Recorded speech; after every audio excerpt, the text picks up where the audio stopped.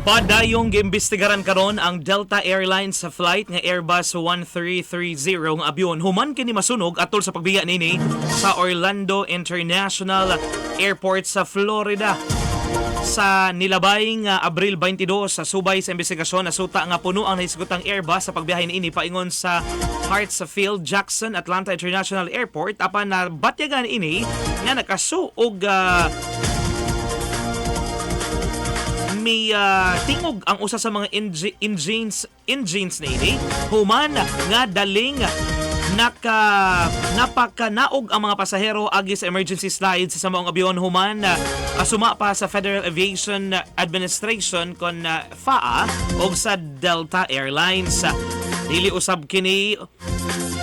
Dali usab kini nga gitabang o girespondehan sa mga emergency responders sa nasgotang airport na suta nga lulan sa maong abyon ang 282 ka mga pasahero ug 12 ka mga tripulante or mga crew members ug gibutyag usab sa FAA kon FAA nga wala ra hinuoy na angol sa maong insidente.